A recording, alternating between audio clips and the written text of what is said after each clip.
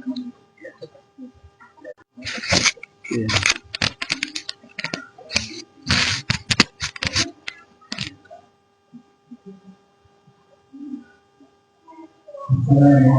warahmatullahi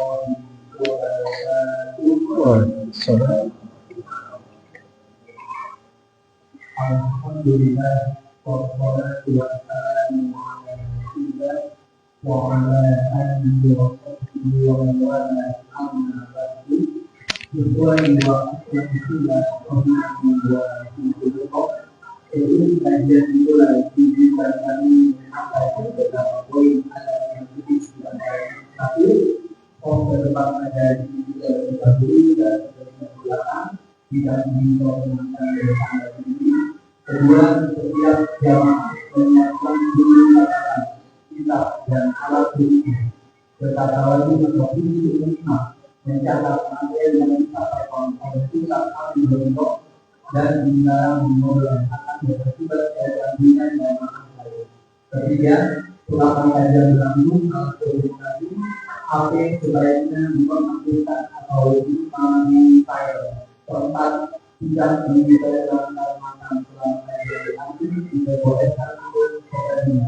Kelima, tidak bernama ketika kajian berlangsung kecuali kajian berjalan atau aktif berlangsung. Keenam, pertanyaan tidak diberikan tentang materi yang diberikan kepada kajian. Mudah-mudahan Allah berjaya melimpahkan rahmat hidayah kepada kita serta taufiknya agar kita bisa istiqomah belajar Indonesia yang sampai akhirnya. Amin ya rabbal alamin. Wassalamualaikum warahmatullahi wabarakatuh. Waalaikumsalam.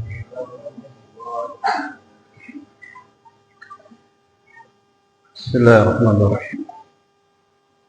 Assalamualaikum warahmatullahi wabarakatuh.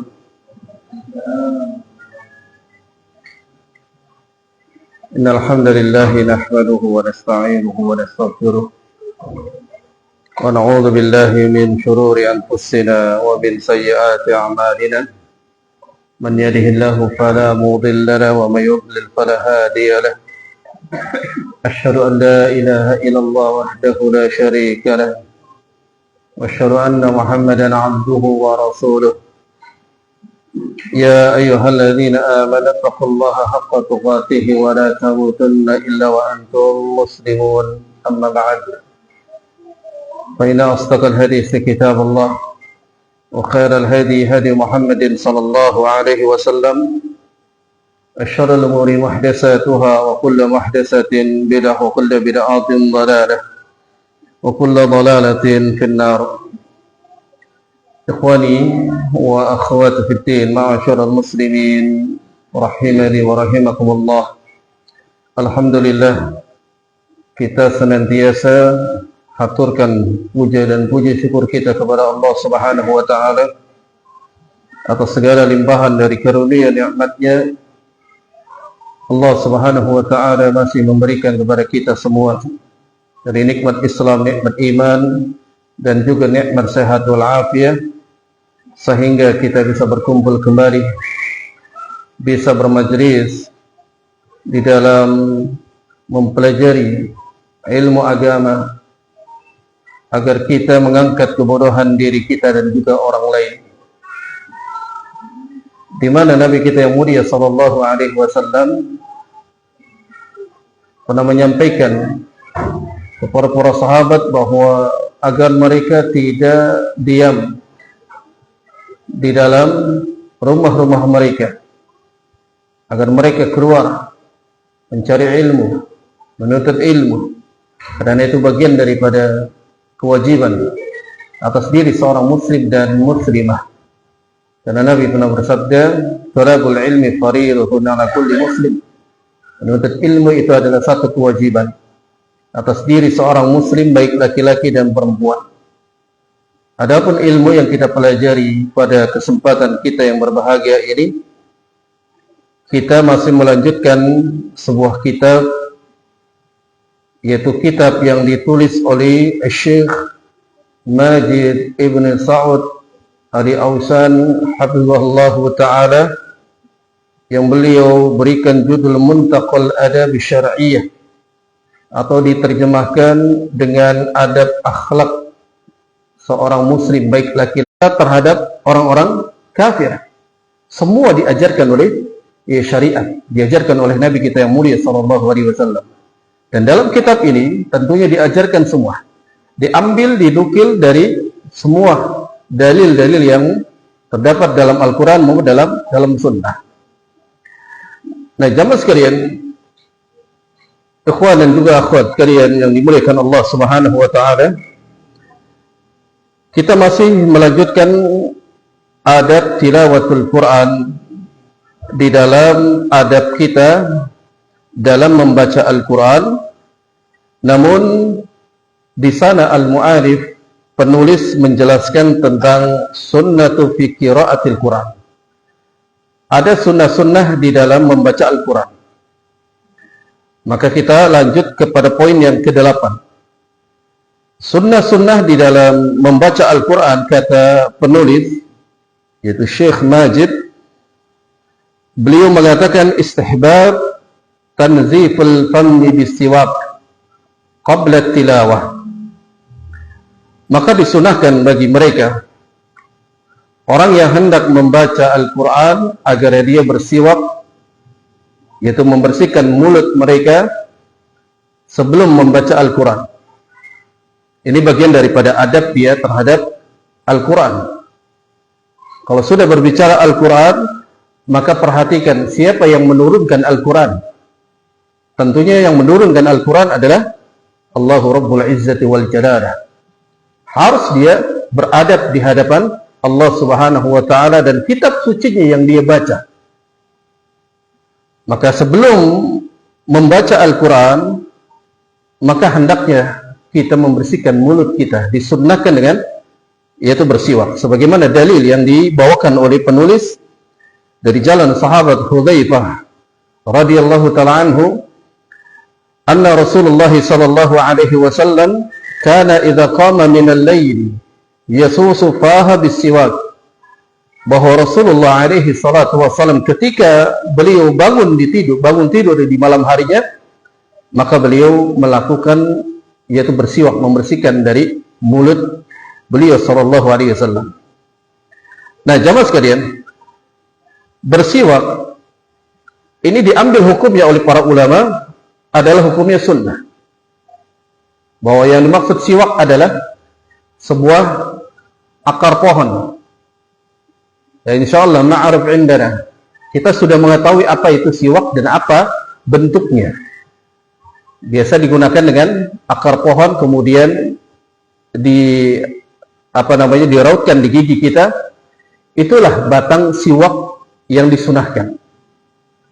Apabila seorang memakai dengan selain dari siwak, maka di sini ada hukum tersendiri. Yang dimaksudkan sunnah di sini, dia melakukan sebagaimana yang dilakukan oleh Nabi. Dia memakai siwak, kemudian dia melakukannya sebagaimana yang Nabi lakukan. Oleh karenanya sunnah itu ada 3 macam. Sunnah ada 3 macam. Yang pertama adalah sunnah, yaitu qauliyah, perkataan dari Nabi SAW, atau yang disebut dengan sabda Rasul.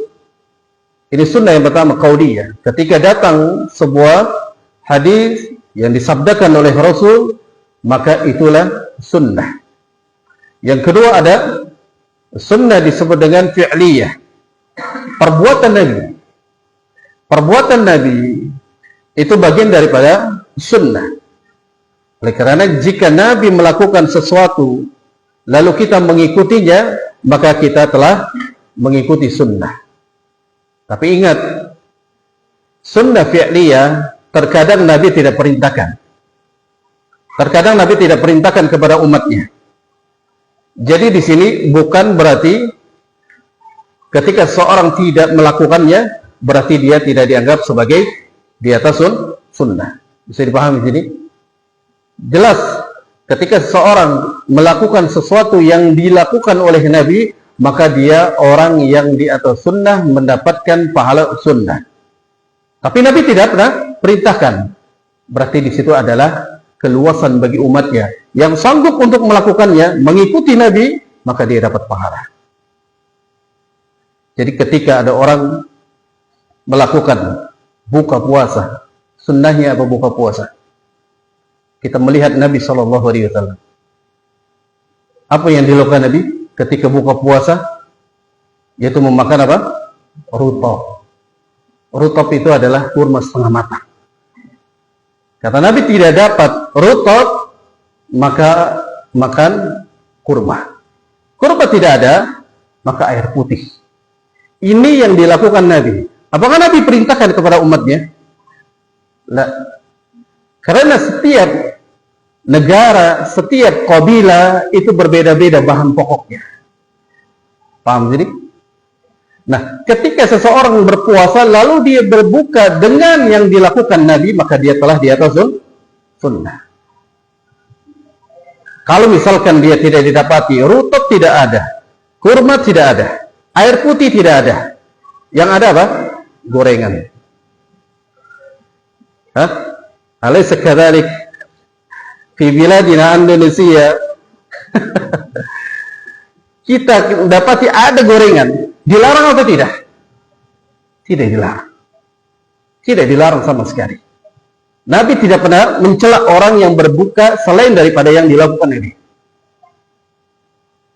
Oleh karenanya jika dia sanggup melakukannya, kerjakan. Maka di atas sunnah dia. Mendapatkan pahala sunnah. Berbeda dengan sabda Rasul ketika ucapan ada yang diperintahkan, ada yang dilarang, maka itulah yang harus kita ikuti. Karena siapa orang yang mengikuti Rasul berarti dia telah mengikuti Allah Subhanahu wa taala. Taat kepada Allah Jalla wa ala. Karena Allah berfirman, "Ya ayyuhalladzina amanu atiiullah wa atiiur rasul." Wahai orang-orang yang beriman, taati Allah dan taati juga Rasul. Ketika datang sabdanya, perintah, kita laksanakan. Datang sebuah larangannya, maka kita jauhi. Di dalam kaidah, ketika datang sabda Nabi sebuah perintah, itu hukumnya adalah wajib sampai datang sebuah dalil, sebuah nas yang memalikan dari kewajiban itu menjadi mubahkah, menjadi sunnahkah, atau yang lainnya. Nah, artinya kalau seseorang ketika mengikuti Rasul dengan melakukannya, dia bersiwak, maka dia mendapatkan pahala. Lalu yang ketiga ada sunnah yang disebut dengan takrir, yaitu kesepakatan Nabi atau yang telah disetujui oleh Nabi. Itu adalah sunnah, bagian daripada sunnah. Nah, tiga ini senantiasa ada pada diri Nabi SAW. Karena dalam sebuah hadis dari jalan sahabiah Aisyah, bahwasanya Nabi SAW pernah bersabda, "As-siwak mataharatun lil fammi maradatil rabbih." Bahwa siwak itu membuat bersih mulut dan mendatangkan keridhaan dari Allah Subhanahu wa taala. Di sini sahih diriwayatkan oleh Al-Imam Ahmad. Jadi ketika kita ingin mendapatkan Allah ridho kepada kita, kita mendapatkan sunnah, maka hendaklah kita bersiwak. Makanya kata Nabi, kalau aku tidak memberatkan umatku, maka aku perintahkan umatku untuk setiap kali, yakni salat, untuk dia bersiwak. Ini sebuah keluasan bagi umatnya. Jadi Nabi tidak menekan itu. Pokoknya mau sholat dia harus bersiwak. Tidak. Ini memberikan keluasan. Dan bahkan apa? Siwak itu salah satu sunnahnya para Rasul. Bukan hanya Nabi SAW, tapi sunnahnya para Rasul yang terdahulu. Pernah disebutkan dalam sebuah riwayat yang diriwayatkan oleh Al-Imam Muslim, yang mana hadisnya dari Aisyah radhiyallahu taala anha, qalat, yang beliau mengatakan, qala Rasulullah sallallahu alaihi wasallam, bahwa Rasul bersabda, asyrun minal fitrah, ada 10 fitrah. Artinya di sini fitrah yang dimaksudkan adalah sunnah. Ada 10 sunnah menjadi fitrah yang dilakukan oleh para Rasul terdahulu. Yang pertama adalah qassus syarib, yakni memotong kumis.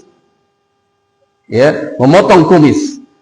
Yang kedua, wa'ifa'ul lihya, membiarkan janggut itu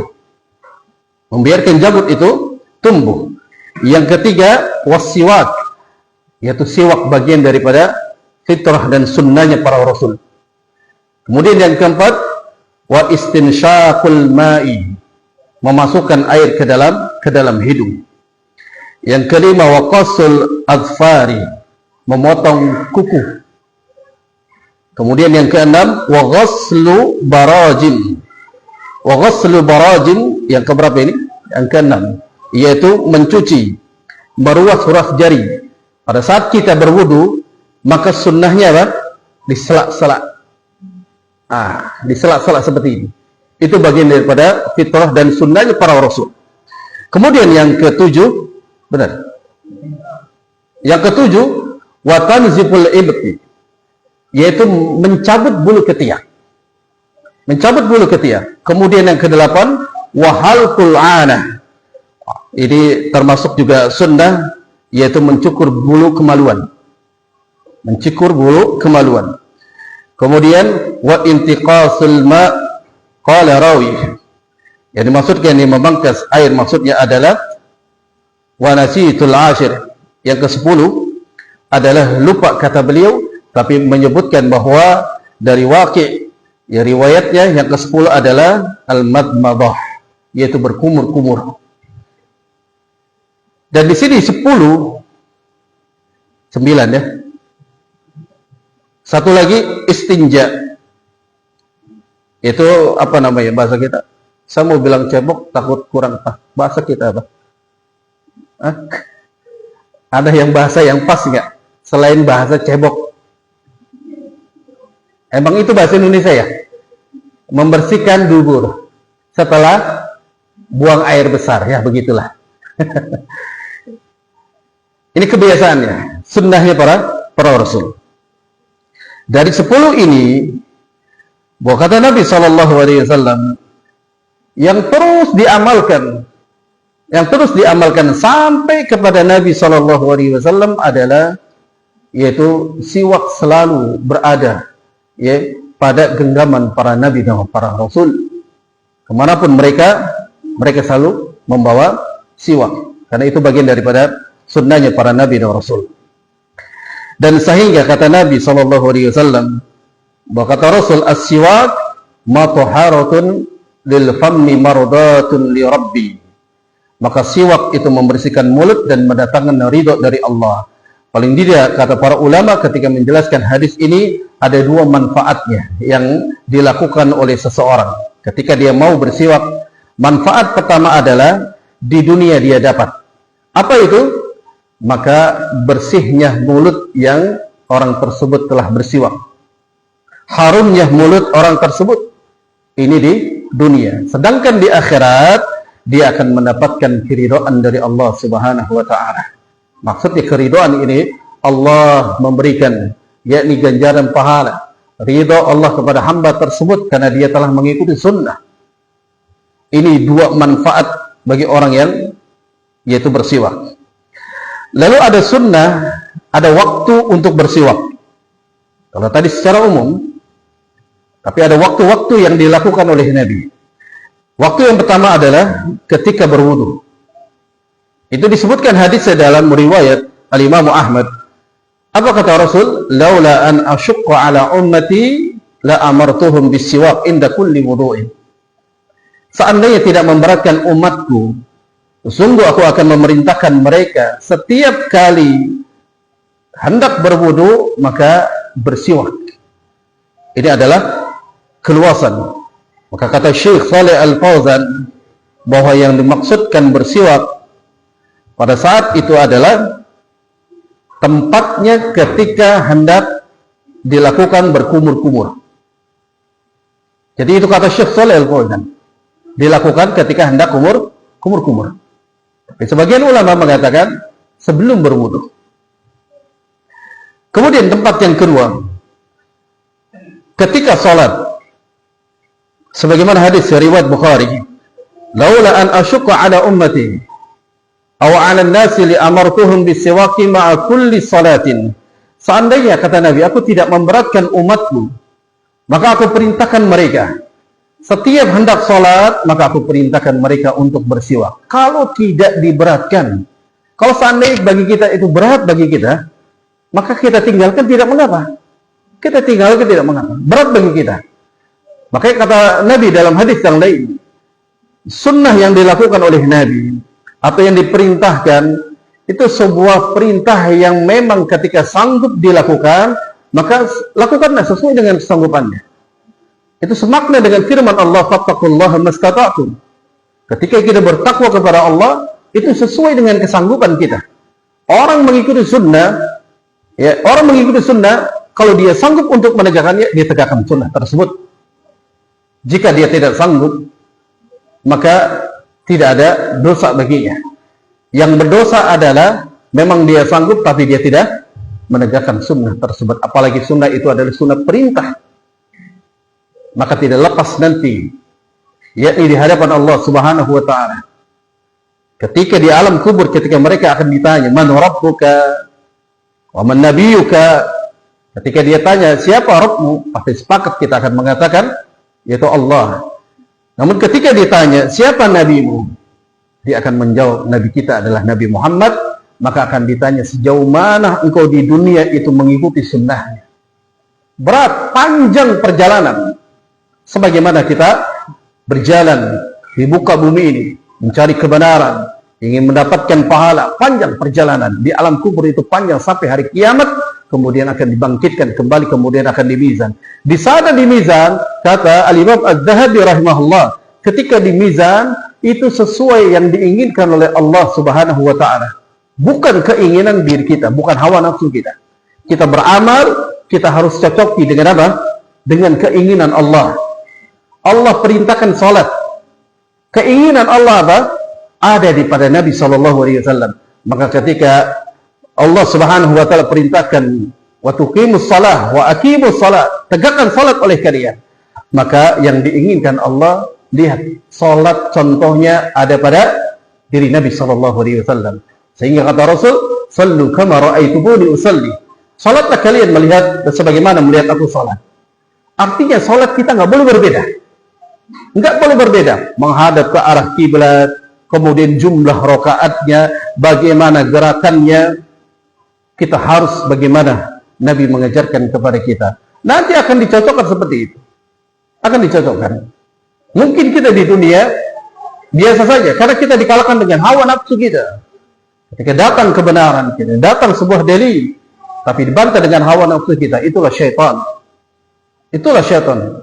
Syaitan telah berjanji ketika diturunkan dari sorga. Apa janjinya? Iblis, saya akan menyesatkan anak Adam.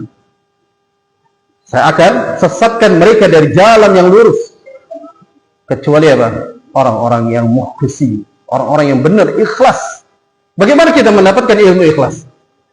Bagaimana caranya? Belajar. Berat. Ilmu ikhlas itu berat. Makanya cabang-cabangnya begitu banyak. Dan lawan-lawannya begitu banyak. Jadi kita harus berusaha untuk belajar bagaimana kita mendapatkan pahala beribadah, amalan, tapi yang diinginkan oleh Allah Subhanahu wa ta'ala. Jadi kalau tidak diberatkan, maka silakan melakukannya. Kemudian yang ketiga adalah waktunya ketika hendak membaca Al-Quran. Nah, ini dalam poin kita. Karena kata sahabat Ali bin Abi Thalib, yang mana ketika itu beliau mengatakan bahwa kami diperintah oleh Nabi kita yang mulia SAW untuk melakukan bersiwak ketika hendak membaca Al-Quran. Maka beliau bersabda, innal abda idha qama yusalli atahul malak faqama khalfihi yastami'ul Quran wa yadanu fala yazalu yastami'una wa yadaruna hatta yadu'afaha ala fihi fala yaqra'u ayah ila kanat fi jawfil malak. Kata Nabi, sesungguhnya seorang hamba ketika hendak mendirikan salat, maka datanglah malaikat kepadanya. Malaikat datang kepadanya, kemudian malaikat itu berdiri di belakangnya. Ingat, setiap orang mau hendak salat, maka malaikat itu datang dan mendekat. Ketika kita sudah menghadap ke arah kiblat, malaikat ada di belakang kita. Sebagaimana kita salat, itu ada malaikat.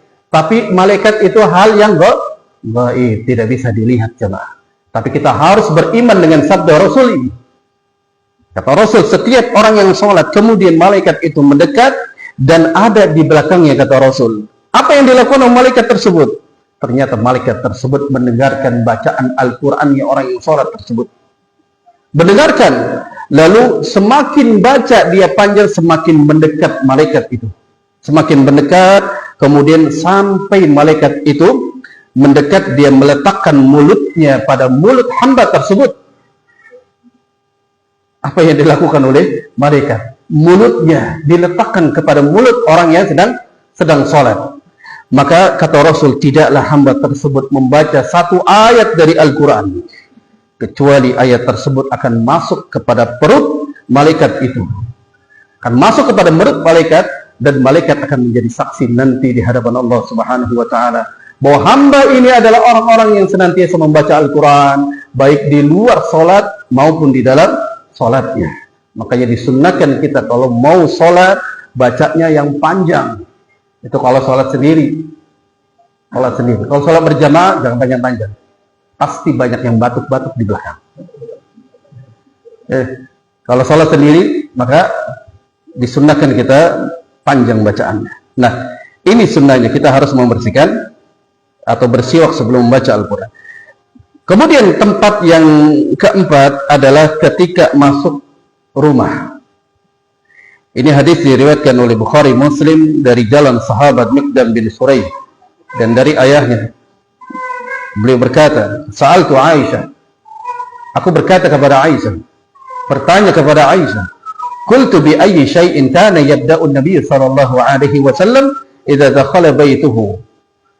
Bertanyalah sahabat Miqdam bin Surayh yang diriwayatkan dari ayahnya. Ketika ayahnya mengatakan, "Wahai Aisyah, apa yang dilakukan oleh Nabi ketika hendak masuk ke dalam rumah?"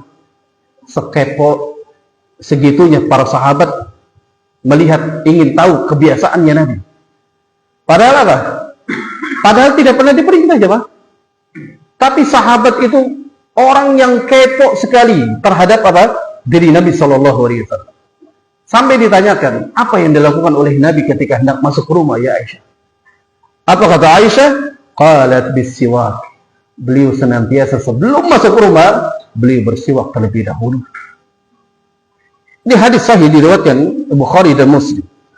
Artinya tempat itu adalah tempat yang disunnahkan. Kalau sanggup bisa melakukannya, maka silakan melakukannya. Kemudian yang kelima, ketika bangun tidur di tengah malam. Ini hadisnya dari jalan sahabat Hudzaifah, bahwa kata beliau, Rasul sallallahu alaihi wasallam pada saat ketika bangun dari tidurnya, kana idza qama minal laili, bangunnya beliau dari malam hari, yasusu faha bisiwak, maka beliau melakukannya dengan membersihkan giginya dengan siwak. Hadis ini sahih diriwayatkan oleh Bukhari dan Muslim. Kalau tidak ada didapati dengan siwak, maka dibolehkan dengan sesuatu yang dapat membersihkan mulutnya. Entah dengan apa? Sikat gigi. Zaman sekarang dengan sikat gigi. Atau yang lainnya. Atau paling tidak kata para ulama, dengan jari kita. Makanya kalau kita misalkan dalam keadaan kata Syekh Shalih Fauzan tadi, sunnahnya di tempat ingin berkumur-kumur, maka pada saat itu dimasukkan dengan jari-jari kita. Kalau kita tidak ada sikat gigi, siwak tidak ada, paling tidak membersihkan itu sudah membersihkan mulut kita jemaah. Maka tempat-tempat tersebut menjadi sunnah. Kalau dia mengikutinya, dia dapat pahala di sisi Allah Subhanahu wa Ta'ala, karena dia telah di atas sunnah. Dan kemudian, masyaallah ikhwah, kita masuk kepada poin yang ke-9. Poin ke-9 kata beliau, minas sunnati al-isti'adah wal basmalah inda tilawah ada surat Taubah, fasta'id billahi minasyaitonir rajim. Yang ke-9 di antara sunnah ketika hendak membaca Al-Quran, yaitu dengan membaca isti'adah dan juga basmalah. Kecuali surat Taubah, maka cukup dengan isti'adah saja. Kenapa surat At-Taubah tidak ada bacaan bismillah? Ada yang tahu? Saya kasih hadiah dah, karena hadiahnya sudah ada. Siapa yang tahu kenapa?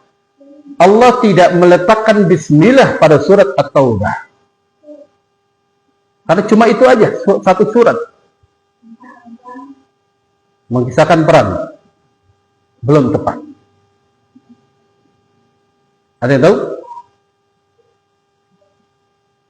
Pas. Menceritakan azab. Belum tepat. Apa sebabnya Allah tidak kasih basmalah? Jangan lihat Google. Menang kalau ngeliat Google. Sebabnya apa? Nah itu sebabnya apa? Kalau dalam itu menceritakan tentang ya ada orang-orang kafir, perangan, iya. Tapi kenapa sebabnya di situ? Ada sebabnya. Saya yang jawab ya. Tapi saya dapat hadiah nggak? Sebabnya kenapa bismillah? Apa makna bismillah? Masa nggak tahu bismillah? Dengan nama Allah yang maha pengasih lagi maha. Masa nggak tahu terjemahnya? Dengan nama Allah yang maha pengasih dan maha penyayang. Itulah kata para ulama mufassirin.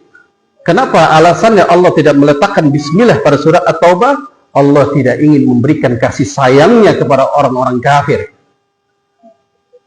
Allah tidak mau. Karena di situ diceritakan banyak kisah-kisah tentang orang-orang kafir dalam peperangan, yaitu membunuh dari kaum muslimin. Allah tidak mau. Makanya di awal ayatnya apa? Bara'atun minallah. Berlepas diri. Bara' itu adalah berlepas diri. Allah tidak memberikan rahmat dan kasih sayangnya kepada mereka. Itu alasannya. Sebabnya Allah tidak memberikan bismillah. Tapi di sini cukup dengan baca isti'adah saja, kata penulis. Maka hal ini sebagaimana yang disebutkan dalam Al-Quran pada surat An-Nahl pada ayat ke-98, Allah berfirman, "Fa'idha qara'tal Qur'an fasta'id billahi minasyaitonir rajim." Apabila kalian hendak membaca Al-Quran, maka bacalah isti'adah. Minta perlindungan kepada Allah dari syaitan yang terkutuk. Maka kata Syekh Ahmad bin Salim Baduwailan menjelaskan di dalam kitabnya, "Kaifa tatakhallasu mina waswasi min makaidi syaitan." Apa kata beliau? Ternyata manfaat isti'adah itu banyak sekali. Ya, banyak sekali manfaat beristiadah dari syaitan. Dalam hendak membaca Al-Quran, Allah Subhanahu wa Ta'ala telah perintahkan untuk berlindung kepada Allah pada saat dia hendak ingin membaca Al-Quran. Ternyata faidahnya adalah menghilangkan waswas. Ini pertama, menghilangkan waswas, mengusir dari waswas. Yang kedua adalah menghilangkan dari penyakit syahwat. Dan yang ketiga adalah menjauhkan dan menghilangkan dari keinginan untuk melakukan keburukan dan kemaksiatan yang lain. Ini manfaatnya kata beliau. Karena seorang ketika membaca Al-Quran, ketika dia membaca isti'adah, maka dia akan ditinggalkan oleh syaitan, karena kita telah berlindung kepada Allah Subhanahu wa Ta'ala yang menguasai seluruh makhluk. Itu sebabnya kita harus membaca.